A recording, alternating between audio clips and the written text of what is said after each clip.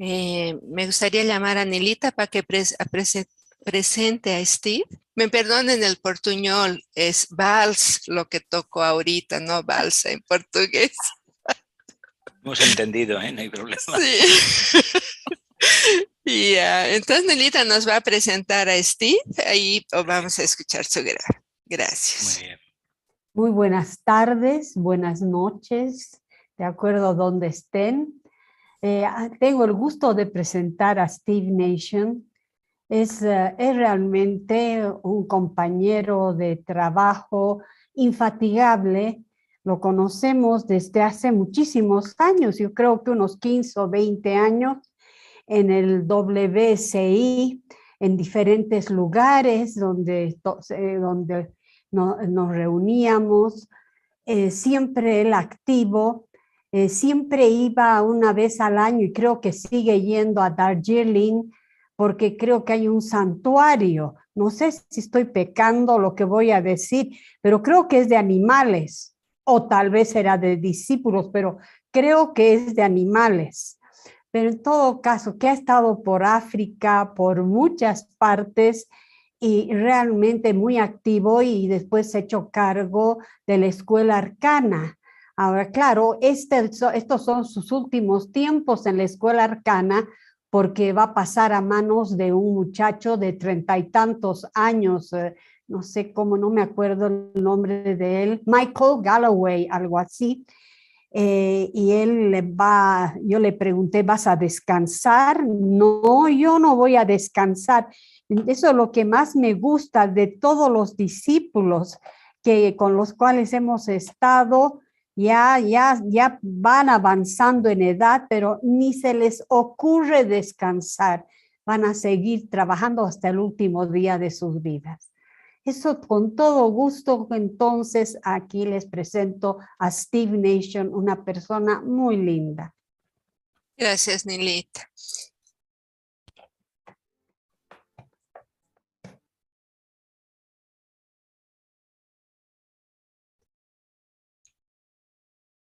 It's heartening to think that you'll be working together as one circle of students.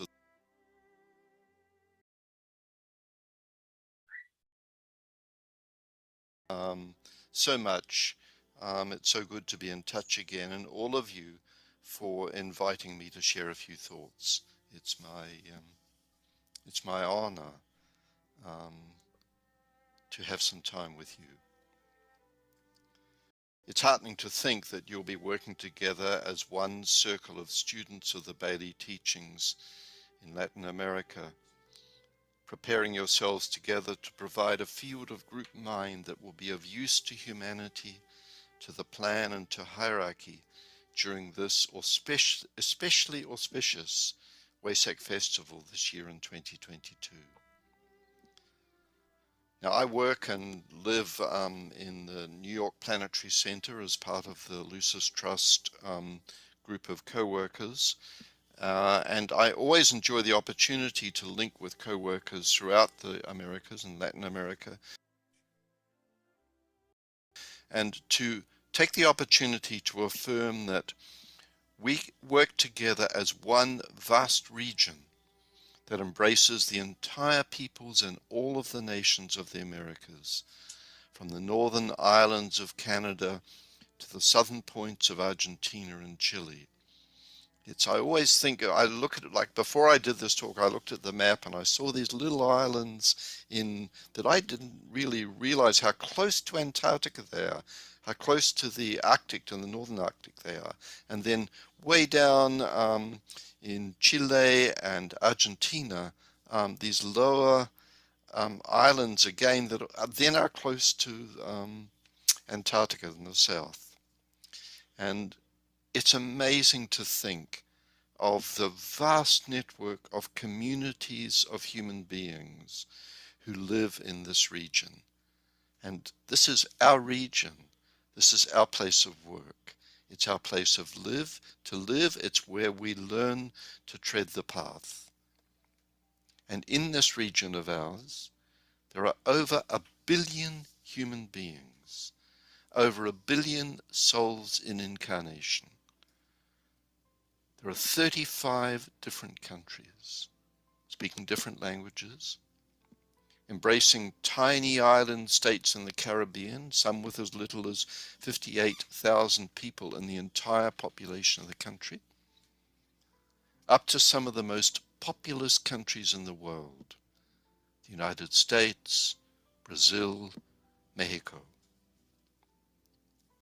And I was interested to see this time when I was looking that in this region of the Americas, there are 5 of the 8 megacities in the world. There are 8 megacities, which means cities with over 10 million residents, bigger than many, many countries.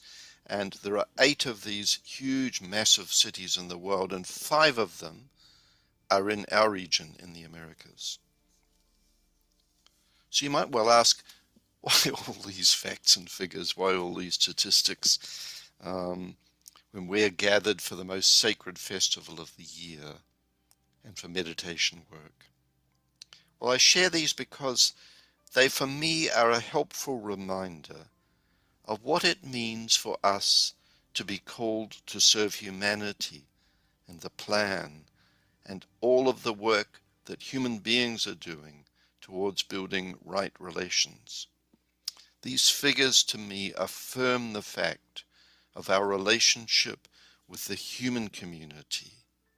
We're in incarnation for a reason, and it's in humanity that this unbelievable transformation of consciousness is occurring and strongly needs our support. The work we do is with and for the evolving consciousness of people, but also of peoples and of countries, of the small island states, of the vast nation states, each one of these nations with its own soul and personality, of the mega cities with all their chaotic, concentrated interrelationships. What a thing to think of, this human community. Right now, the lives of the people in incarnation in these states and cities of our region are being deeply stirred. Consciousness is stirred, and so too is the cellular substance of the lives of billions of people being stirred, just as it is being stirred in ourselves and in our own equipment. The human experience of these times is at least in part an experience of a level of intensity that is really very new. For so many are suffering from this intensity on the planes of emotions and desires and opinions and prejudices. But there's an intensity too on the mental plane, as so many desperately seek to recognize exactly what is true and real in an age that's soaked with information, but that lacks commonly accepted ethics or norms through which that information can be processed, and through which we human beings can find shared meaning, purpose, and information we can rely on. And of course, for us, it's important to affirm that this is a time of spiritual intensity, because the issues and questions of our age reach into some of the most profound questions facing the human being on the spiritual path. Questions that are real and touch us in the real core of our being. Who am I? How can my soul find a point of anchorage where it can breathe through a purposeful and full and joyful human life? It's the spiritual intensity of life today that is leading many to consciously align with soul and spirit, and to lift that intensity into a discipleship type identity, where it can become a point of poised and focused purpose, tension, real spiritual tension, still and quiet, and giving this courage and the strength to withstand the stirring and the upset that we find in many of our relationships and in the world we live in. For we are, after all, living in a time when, as the Tibetans expressed it, a human crisis and a spiritual crisis are coinciding. And such times bring with them opportunities for decision in human affairs. This is clearly the situation today throughout the world, and decision is not easy. It can't be sort of created abstractly. We need decision, so let's do it.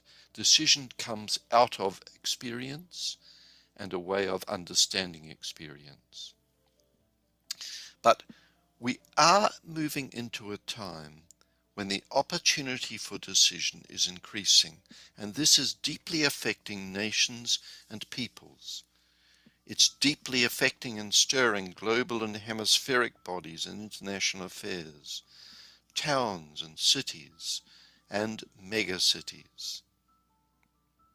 And at such times, all who seek to tread the discipleship path are, in a way, a light shines on their lives, and there is an intensity that can become an intensity of purpose, of solidity, and of radiant beauty. When standing before the greater lights of the ashram, the spiritual hierarchy, Shambhala, and all those beings that are the sacred planets and constellations of the starry worlds, and we stand together as we do, I think you'll be watching this on the day of the WESAK full moon, as we will on the WESAK full moon before the Buddha. It's easy to become so lost in the vibrating electrical radiations of these higher realities that we can forget that it is our place to stand as human beings with humanity. And it's only to the extent that we can hold these 2 points of identity, the human and the hierarchical, the personality and the soul, matter and spirit. It's only to the extent that we learn to hold these together in a synthesis that it truly becomes possible for us to serve as a group through radiation.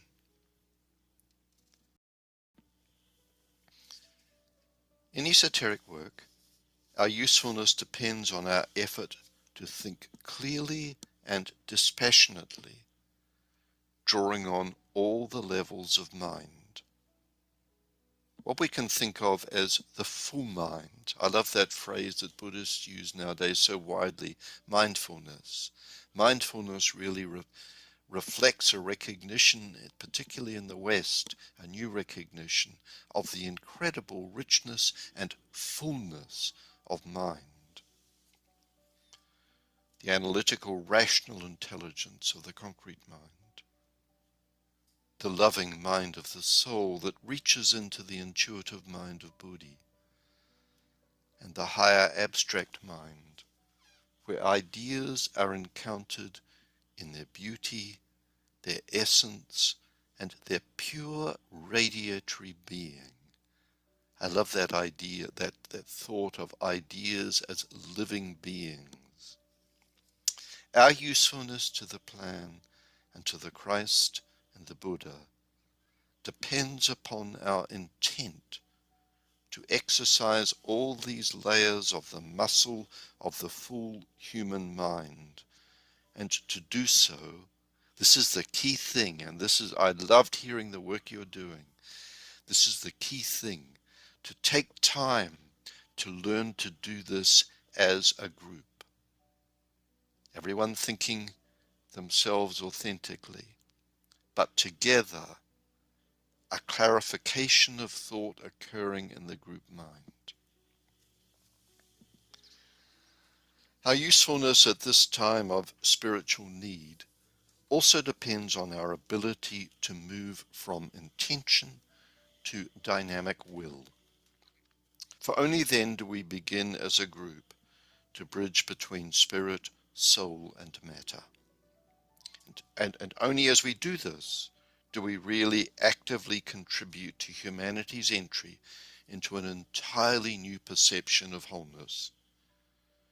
We know that this entry into wholeness will be characterized by all the creativity, intelligence, and intensity of the modern mind. And we know this entry into the human awareness of wholeness will be accompanied, and this is the magnificent thing, do we really think about it, that this new era we're moving into, this new era of thought, will be accompanied by a reappearance of the one who will be the one who will usher in the new civilization and culture. This one we know as the Christ, who will again become a human being. And the radiation of that level of quantum physics, the electrification at the cellular level of the human, but more significantly at these levels, these three levels of mind, that will be a result of an appearance, a human appearance, again, of the Christ. Sometimes we forget that this passage into a new era can best be observed by looking at our nations and peoples and trying to see the quality of relationships that they're forging through the lived experience of economics, healthcare, race relations, education, and so on. But esoteric work asks of us that we train ourselves to see in all these fields, to see an electrical force of evolution at work, challenging the separative and materialistic spirit of the age, challenging sort of individuals, particularly individuals who are serving in these big fields of work, challenging them to think authentically on their own. Revelations of wholeness are already impacting consciousness in strong and significant ways. Already they are challenging our addiction to ancient appetites and habits of separation. And as the occult teachings remind us, this means that they are in some way renting the veils of illusion, glamour, and maya. This is the world of energies and forces that the discipleship path brings us into contact with. And it's through the steady, persistent practice of study, meditation, and the willful crafting of a life of service that we each earn the right to cooperate with others in preparing our lives and our nations for the rediscovery of the sacred fire of inclusive universal love which the Christ return will bring. And I just want to add a little note that where to me I see and am most touched by the preciousness of the discipleship work for those who are working in the tradition of the Alice Bailey tradition within the Theosophical movement. The real substance of that work is to be found in small groups who over decades persist in this work together to study, to meditate together as a way of service, and to, in a sense, share the electrical dynamics of our lives as we each face the encounters that are involved in transforming, transmuting, and redeeming the substance of our lives. It's this small group work that is totally background. To the outer world is silent and hidden. But to me, that's where the real work happens. And so it's a joy to figuratively stand with you today in this circle of concentrated group thought, and to gather with you to link with other circles of meditation and thought scattered through a multitude of groups, many of whom we know nothing about, throughout the Americas. And then to think of these circles of group work reaching out into all the circles of deep esoteric thought that form the true heart center of the new group of world servers. From every esoteric tradition, every wisdom tradition, that today is being electrified as we face this combination of a human crisis in humanity that is a spiritual crisis. All the work that's done during the full moon meditations is essentially invocative, but none more so than at this time of WESAK. During the sacred time of our meditative alignment, we're part of a field of mind and heart, a field that includes all around the world who meditate in harmony with the rhythm of the full moon for re-enchantment and renewal. It's a field that includes all those souls who've been involved in this monthly ritual during their time in incarnation, who've passed out of incarnation and who now participate from the inner side.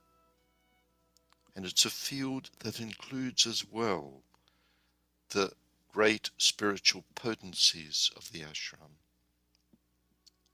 Through this alignment, we become conscious of the cry that streams from the silent places of the human heart and the silent spaces of the nations, regions, and peoples of the world. And it's important that we attune our ears to this cry for light, for truth, and for love. It's a demand that we be fitted, as a species, so aware of our inadequacies, that we be fitted for contact with the real, fitted with the light of life itself. And when we work together in meditation, particularly at these peak times like WESAK, we bring all this into focus and we send it forth towards the great ones in the ashram through our use of the great invocation, so that through our own experience we can gradually begin through time to sense that this cry of humanity, which we take and direct through our use of the great invocation, will be heard by the Christ, heard by the Buddha, and by all those names, by Guru Rinpoche, the great spirit of Tibet, and all the masters of all of the different ashrams, by whatever names they may be known. This use of the mind to focus the cry of humanity is what leads to a great outpouring of light and love that flows into and through the wide field of the entire human mind and heart. And so it is that we do our work. So what I suggest is if we together take a moment of silence, just a brief moment of silence. And for those of you who know it, use the 12 o'clock mantra that's given by the Tibetan. I'll be doing it in English, but you'll be hearing it in Spanish or perhaps in Portuguese.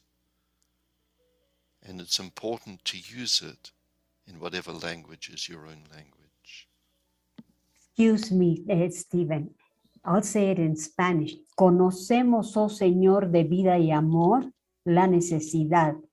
Conmueve nuevamente nuestros corazones con amor para que podamos amar y dar. Que así sea y cumplamos con nuestra parte. Okay, please go on. Thank you. Thank you, Neela. Bless you. For the esoteric community, the WESAK festival isn't a celebration of something that's happened in the past.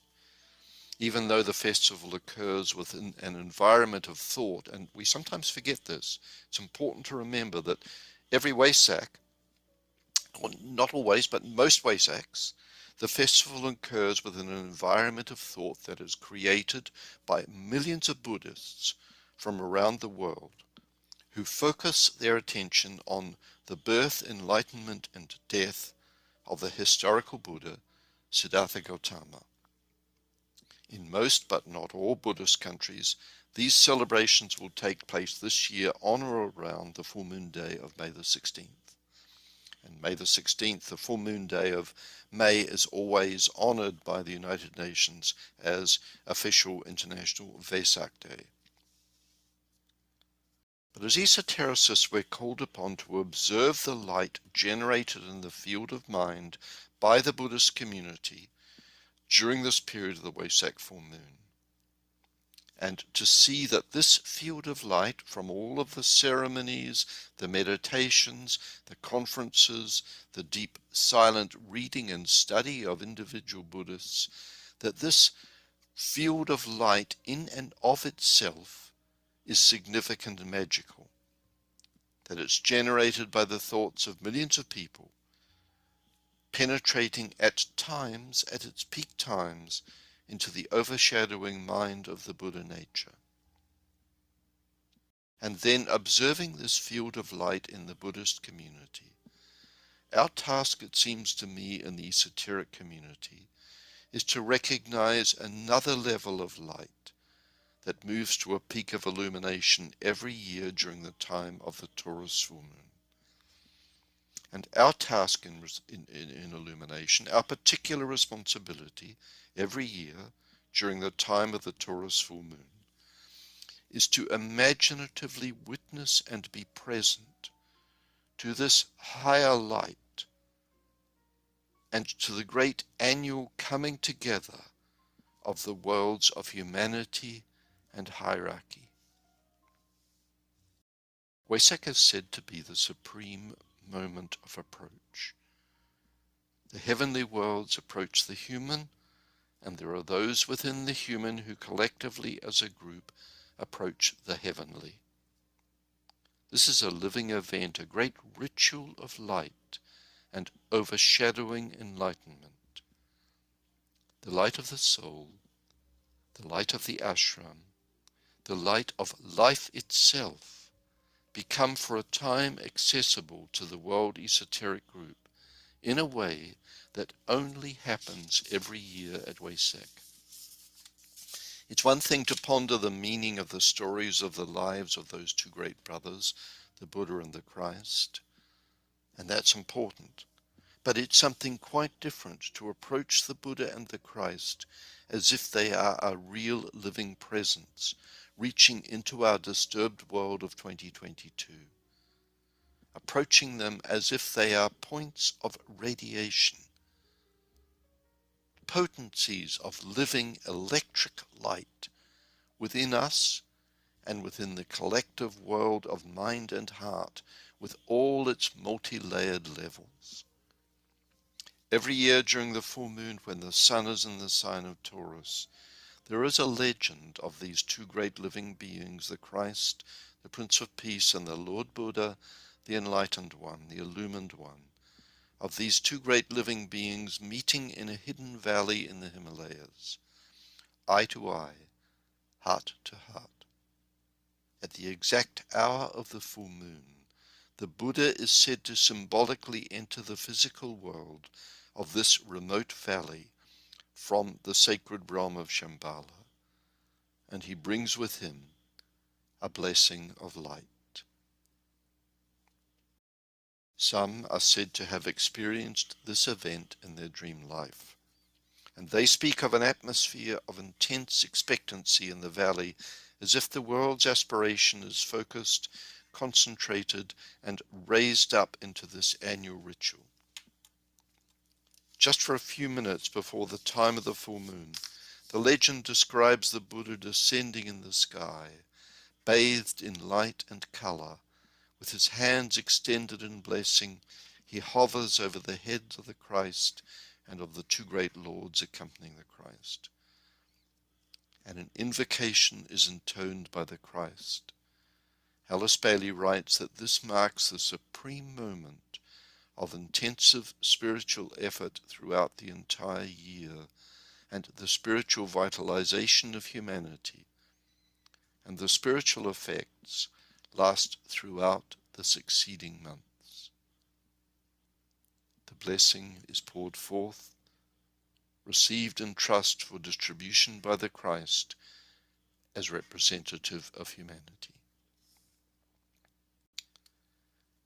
Speaking about the day of the WESAK full moon, Alice Bailey, or the Tibetan writing through Alice Bailey, writes, "We must regard the festival itself as a day of silence. I refer to an inner peace and silent solemnity that can be preserved unbroken, though the individual may be serving through speech and spoken interest. A day of service carried forward entirely on esoteric levels and of complete self-forgetfulness in the remembrance of humanity and its need. During that period, we are told two thoughts only will hold our constant attention: the need of humanity and the necessity of providing a group channel whereby the spiritual forces can be poured through the body of humanity under the expert guidance of the chosen members of the hierarchy." It's an incredible thought. And the thought is that it's their work, the Christ and the Buddha and the assembled hierarchy. Our job is to stand, to be present, to be as a channel, and the way we do that is by being out of the way, allowing their work to continue. The Torah's keynote for meditation is "I see," and when the eye is opened, all is light. Many of us will have had the experience of the light that lies within us, light within the mind and a light within the heart. It's a light that's to be found in meditation and shines for us during moments of significant recognition. This means true, authentic recognition of a principle or law or a state of being. And in a way, this is how we experience as human beings. This is how we experience revelation. When the light opens a doorway into a higher light, there is a recognition, a private, secret, intimate recognition of the real. Alice Bailey in the Tibetan write, "The revelation of light concerns the lighted areas of being which otherwise remain unknown and therefore hidden." It's quite something to ponder these lighted areas of being that lie within us, but which we fail to recognize, because of course they're hidden to us. The spiritual journey in this sense is about the progressive unveiling and revealing of these hidden levels of light. We create light, writes the Tibetan in Discipleship in the New Age, Volume 2. We employ light. We discover greater lights which serve to reveal to us the unknown God. It is the guiding light within us which eventually reveals those brighter lights which usher in the process of revelation, which is the end of the quote. From the very center of life on earth, presided over by the great mythical figures of the eternal youth and the Lord of the world, we are told, and this is a quote, that the light of life, the light supernal, streams forth. For light is a symptom and an expression of life, and essentially, occultly, and in a most mysterious way, the terms light and life are interchangeable. The quote goes on, "Only when the will of the personality and the will of the soul come together, evoked by love, does the light of the soul dominate the material light of the personality." This is a statement of importance. The Tibetan writes, only when the will of the monad and the will of the hierarchy of souls meet and blend in the upper brackets. And DK adds with a gentle smile, I suspect, if I may use such a modern business phrase. And he goes on to say that only when the will of the monad and the will of the hierarchy of souls meet and blend in the upper brackets can the radiant light of life dominate the blended lights of humanity and of the hierarchy. Faintly, this group fusion and junction can be seen taking place. Nilita, esta parte parece que quedó en inglés. ¿Quieres traducir? Perdón, estaba en castellano, se debe Sí, haber confundido. Dos frasecitas aquí, con mira. todo gusto. Ya. A ver, quisiera ver que de dónde empieza. Ya, aquí. La mónada y la voluntad de la jerarquía de almas se unen y mezclan en los estratos superiores. Y bueno, eso ya ustedes lo están viendo. Goes on to say that only when the will of the monad and the will of the hierarchy of souls meet and blend in the upper brackets. Solo con esas se encuentran y se unen en los planos superiores, puede la luz radiante de la vida dominar las luces unidas o fusionadas de la humanidad y de la jerarquía suavemente. Esta fusión grupal y unión puede ser vista tomando lugar o ocurriendo. Sigue. This group fusion and junction can be seen taking place. And so with this theme, y así con este tema de la luz y la revelación de la mente, sentémonos imaginativamente con los budistas del mundo. No alcancé a leer todo, quizás alrededor de una fogata. Nos imaginemos que escuchamos juntos y en nuestros propios idiomas estas palabras que dicen que fueron habladas por el Buda. Imaginemos que las estamos escuchando por la primera vez, para que llegue justo al corazón de nuestro no alcanzalería y el eco de estas palabras penetrando en el corazón de no alcanzalería durante este increíble tiempo de transición y transformación.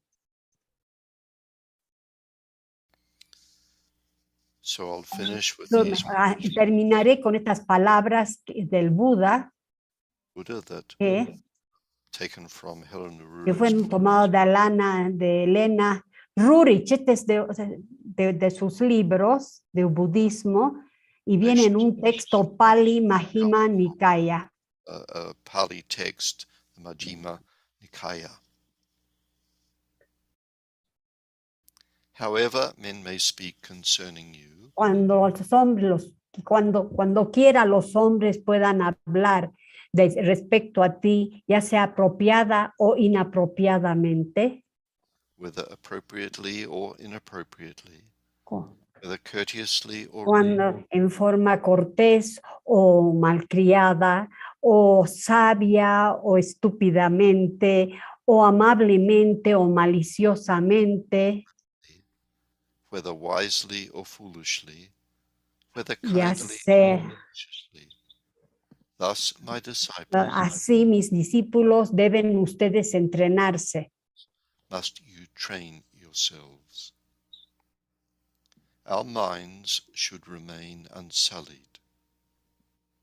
Neither should evil words escape our lips. Kind and compassionate will we ever remain. Loving of heart, not harboring secret hate. And we will bathe them with the unfailing stream of loving thought. And proceeding further, we will embrace and flood the whole wide world with constant thoughts of loving kindness, wide, ample, expanding, immeasurable as the world, free from enmity, free from ill will. Thus, my disciples, must you train yourselves. Thank you, friends. It's been a great joy to be working with you.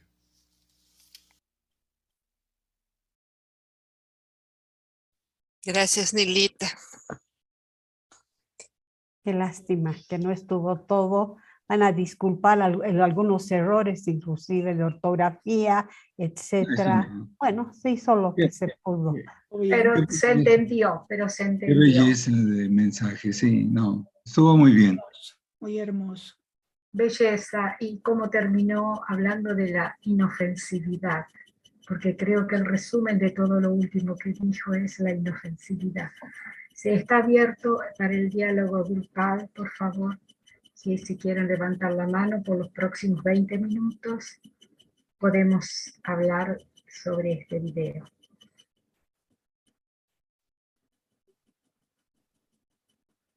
Perdón, podría comenzar una cosa, gracias. A mí lo que me impactó fue, y eso lo hablamos con él, es impactante ver cómo ya personas que estamos ubicadas geográficamente en lugares tan distantes, de distintos países, idiomas y todo, y ya estamos todos hablando un lenguaje igual, ese lenguaje espiritual. Y eso también escuchaba, al escucharlos a todos ustedes hablar, opinar, dar sus temas y todo, decía, estamos todos tan unidos, ¿qué más síntesis que esto? Realmente, ¿qué más síntesis? ¿Y cuántos habrán más que están hablando así? Y eso es lo que quería él decir. He estado mirando estas islitas, estas ciudades, estas megaciudades, que de las 8 megaciudades del mundo, 5 son de América, de Sudamérica, de Norteamérica, y son almas que están evolucionando. ¿Y cuántos grupos como estos habrá en todo el mundo que están trabajando en forma similar? Me parece que la comunidad espiritual en este momento del planeta lo está haciendo bien. Me parece que está respondiendo al desafío de las épocas. Gracias. Gracias, Mila. Muy buena tu observación. Ahora vamos a abrir el micrófono. Matías, ¿puedes hablar? Perfecto. Creo que ahí se escucha, ¿verdad? Sí, se escucha. Bien, un gusto saludarlos. Primero que nada, gracias. Gracias por todo y gracias por lo que hacen y por convocarnos. Así que, gracias, primero. Y segundo, sí, coincide en lo que dice, o sea, voy a intentar si puedo ordenar mi cabeza porque son 5 ideas, a ver si tiene coherencia. Uno, la sinergia. Lo que dice de que hay pequeños grupos que nos estamos reuniendo y que el trabajo fuerte, el trabajo real, es el que hacemos en silencio y en la oscuridad, fuera del ojo público, de juntarnos con amigos, conocidos, como sea, a meditar, a hacer obras de bien, a hacer cosas en pos de la luz, digamos, ¿no? Todos entendemos de qué estamos hablando. ¿Qué más? 2, me recordó el último que citó, el texto que citó al final, los 4 acordes de sabiduría tolteca no me acuerdo el doctor, no sé cómo se llama, de sé impecable con tu palabra, da lo máximo, no hagas suposiciones. Creo que se refería a sé impecable con tu palabra, al menos mi interpretación fue, cuando le hablaba a los discípulos, de cuida tu mente, vigila tu mente y tu corazón, sé impecable con tu palabra, es decir, vigílate a ti mismo. Metafóricamente Jesús dijo lo mismo con velad y orad, 2 metáforas, velad, orad, encomiéndate a las fuerzas superiores y autoobsérvate segundo a segundo, que no se te escape ninguna reacción interna contenida de bronca, queja, rechazo o frustración. Donde ponemos la mente ponemos la energía, no hay que alimentar indirecta o sin darnos cuenta a lo que está pasando, guerra, pandemia, la mar en coche, la corrupción, crisis mundial, cualquiera de esas cosas, si le ponemos el ojo lo alimentamos, pero si no le ponemos el ojo no lo alimentamos. Seamos tacaños con nuestra energía, no la alimentemos a las cosas negativas.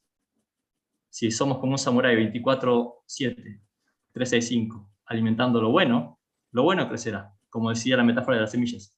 Si alimentas lo malo sin darte cuenta, se te caen semillas de tus minutos, en cosas malas las alimentas. Pero si sos como un samurái y ni un minuto se te escapa, solo alimentas la virtud. Y si podés inspirar a otros, se genera un efecto de masa crítica o efecto en cadena. Entonces se hace más fácil, de hecho va rodando solo. Creo que tuvo coherencia, intenté que se entienda. Es eso. Muchas gracias, Matías. Se abren para las reflexiones, sobre todo porque es un tema tan importante que trató, que es el punto central nuestro que termina con la meditación de WESAK, y de enfocar todas estas energías invocativas, este poder que podemos tener todos juntos para realmente hacer una invocación, rasgar los cielos, ¿no?, con nuestro pedido.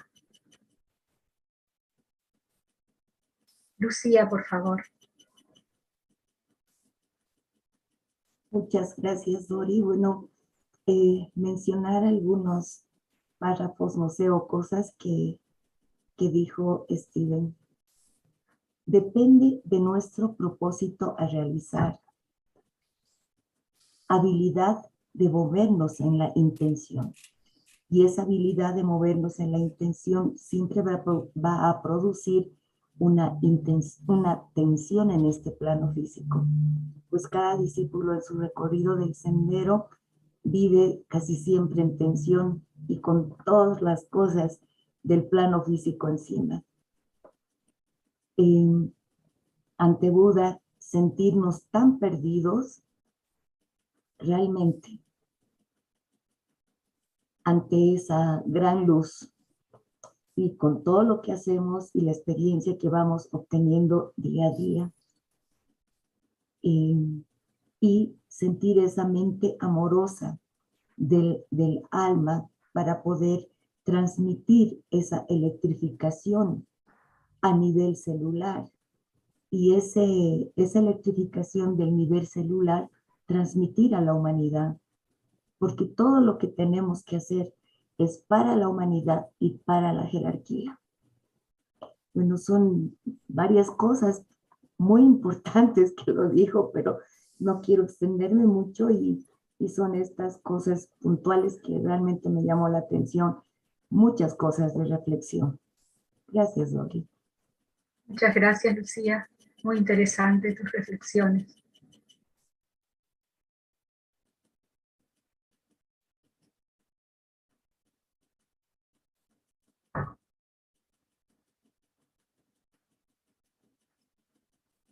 Bueno, hay muchos agradecimientos. Gracias, Matías, y bueno, en el chat, pero se abre para...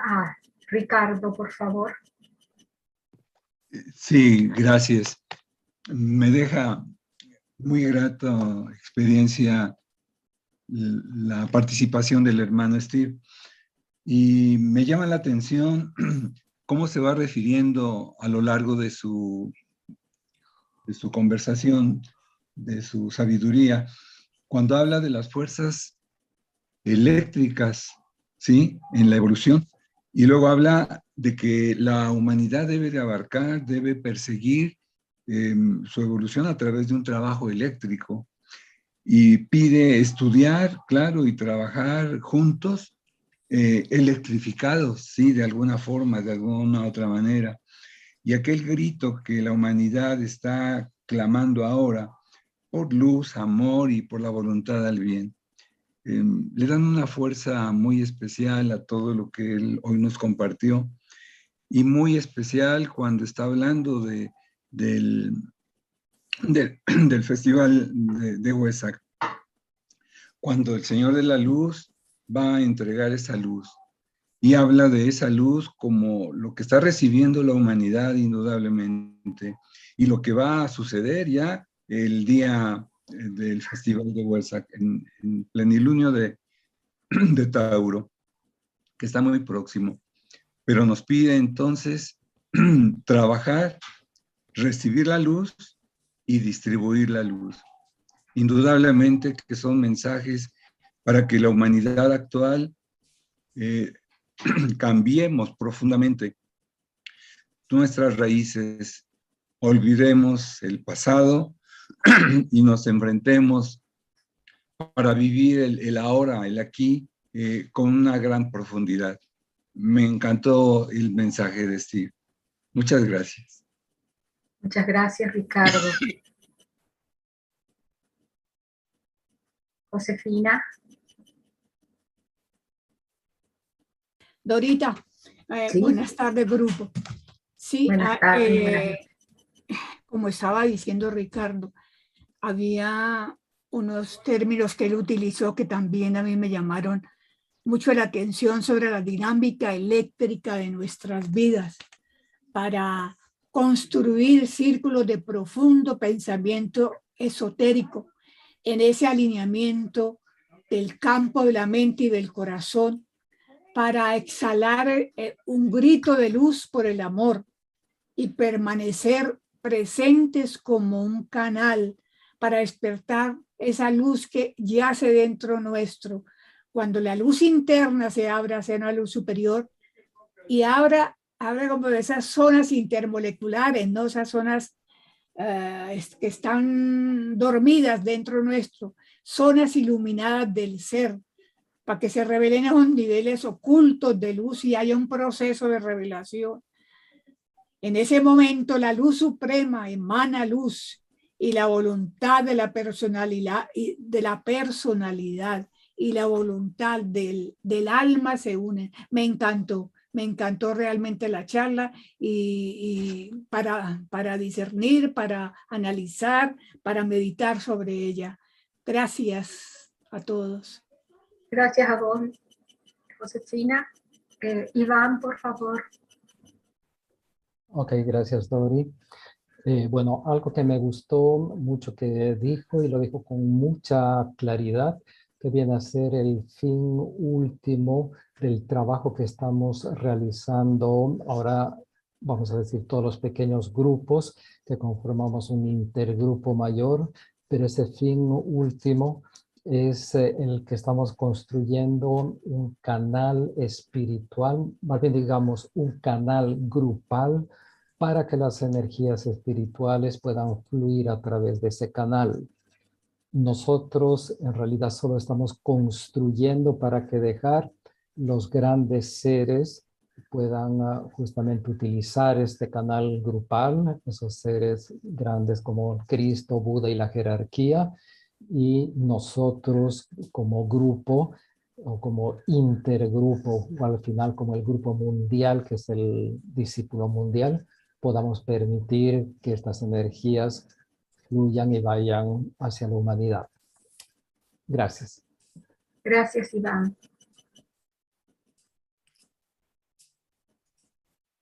¿Alguien más quiere compartir alguna reflexión? Susana. Lo que estamos comentando me hizo recuerdo de la meditación que hizo Nilita al inicio, que es juntamente juntar las tres luces, que es exactamente lo que estamos, el trabajo que nos invoca Steve cuando oímos el grito de la humanidad. Somos canales para la jerarquía y los elevamos hasta Shambhala. A través de la meditación estamos uniendo no solo las tres luces de nuestra mente concreta, abstracta, nuestra alma y nuestra mónada, pero de la humanidad, porque estamos ayudando a construir el antakarana de la humanidad.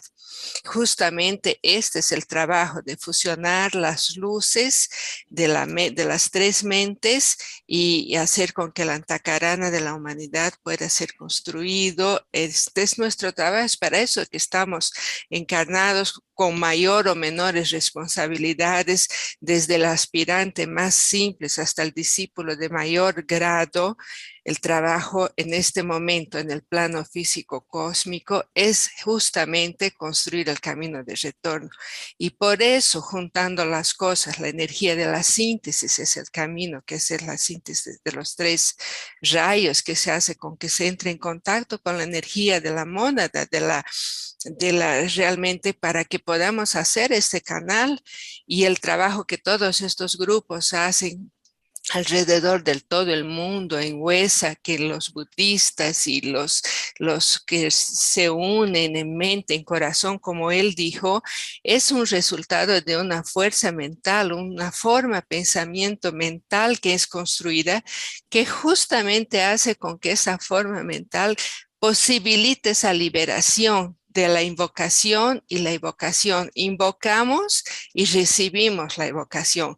Y esta es la oportunidad, es el día de la oportunidad, el día de WESAK, el día que estamos como grupo construyendo un punto de tensión, un punto magnético, y que lo debemos sostenerlo hasta la meditación y después distribuirlo en los 2 días después. Y todo el año tenemos, ¿no?, para trabajar en los ciclos de luna llena, de novilunios, en fin. Estamos recién despertando la conciencia para este trabajo, en mi opinión. Hasta muy poco antes estábamos que soy de aquí, soy de esta escuela, soy hago esto, ya leí no sé cuántos libros, ya sé esto, no sé aquello, pero ahora ya no vale cuánto sabemos, ni cuánto pensamos, ni cuánto cargamos en nuestra mente de pensamientos, sino cuánto conseguimos sustentar la energía que está totalmente disponible, olvidando de sí mismo y siendo ese canal inofensividad. O sea que no importa nada que sea personal, que afecte a nuestro círculo inmediato, al mundo, a la vida de la forma, no importa en este momento. Lo importante es hacer esta conexión, de unir las 3 mentes. Yo creo que fue muy oportuna la meditación que la Anilita hizo. Y todo está bastante bien construido. No fue intencional, pero realmente se dio. Gracias. Y realmente, como dijo Anilita, el Steve hizo esa charla 15 días atrás. Hemos corrido bastante para poder traducirla. Nos disculpan si falló algo ya. Muchas gracias, Susana. Muchas gracias por todo, porque la verdad, muy buenas observaciones y reflexiones. Matías, ¿querías decir algo? Porque te vi con la mano levantada. Pues sí.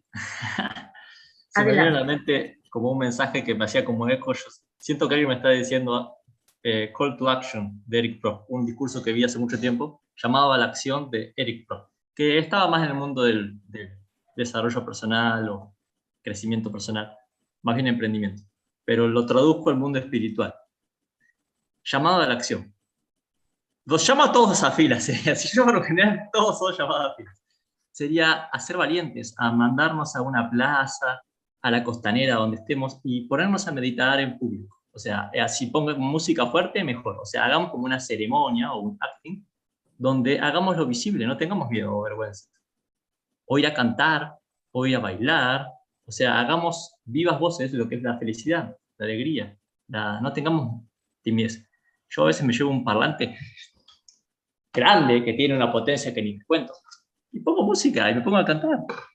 Total, no tengo vergüenza de ser feliz. A la gente está incómoda, se siente incómoda cuando alguien es feliz, porque están acostumbrados a quejarse y vivir para el carajo. Pero cuando alguien se siente bien, dicen, che, qué lindo que es sentirse bien. Y al rato los ves sonriendo. Y hasta yo los he visto tirar piedras al agua y contar chistes, y llegaron con cara de culo, se fueron felices. Es eso, ser como un agente transformador. Bueno, muchas gracias, Matías. Si no hay más, ya llegamos a las 35 pasadas, que es el horario que tenemos que pasar a lo próximo. Lucía, adelante. Gracias. Muchas gracias a Steve, Anilita, Susana por todo el esfuerzo. Y también quiero agradecer antes de terminar, y estamos al final, a nuestros hermanos de Brasil. Gracias por el esfuerzo de poner la atención y tratar de comprender todo el español, cuanto se dijo. Gracias por la paciencia que nos tuvieron. A veces hablamos muy rápido. Muchas gracias por el esfuerzo, queridos hermanos del Brasil.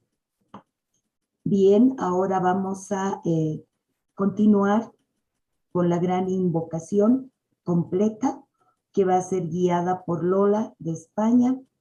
Y después de la gran invocación, después de los OMS, nos vamos a retirar en silencio para reencontrarnos mañana domingo, 15 de mayo.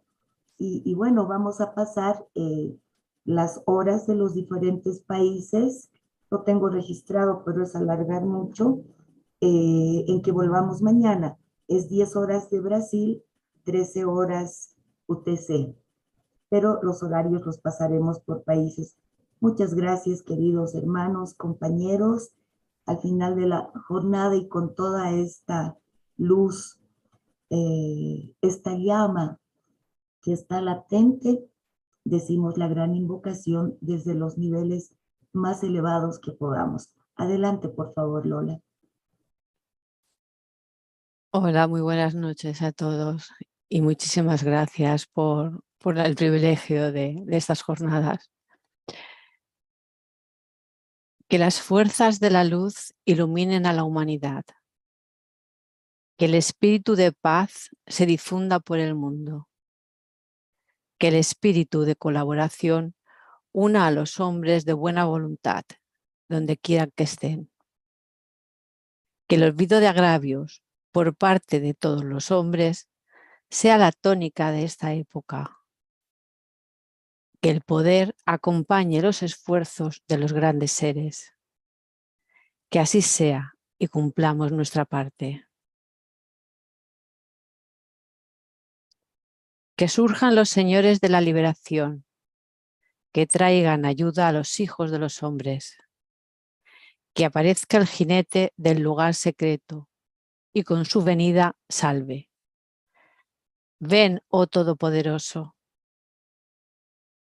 Que las almas de los hombres despierten a la luz.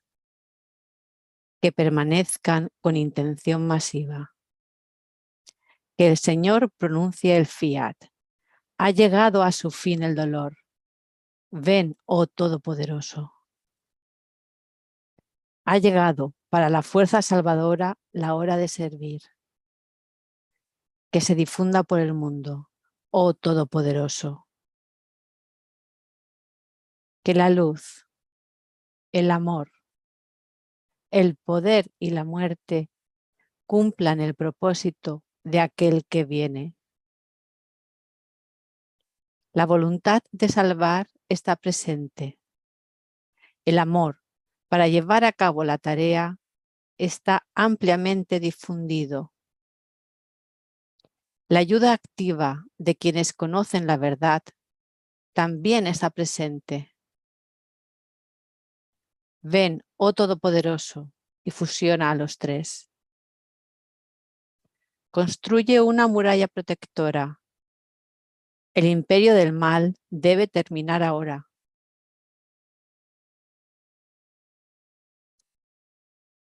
Desde el punto de luz en la mente de Dios, que afluya luz a las mentes de los hombres. Que la luz descienda a la tierra. Desde el punto de amor en el corazón de Dios, que afluya amor a los corazones de los hombres. Que Cristo retorne a la tierra.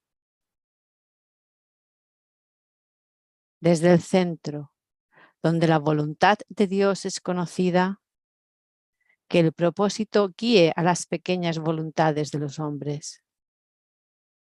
El propósito que los maestros conocen y sirven.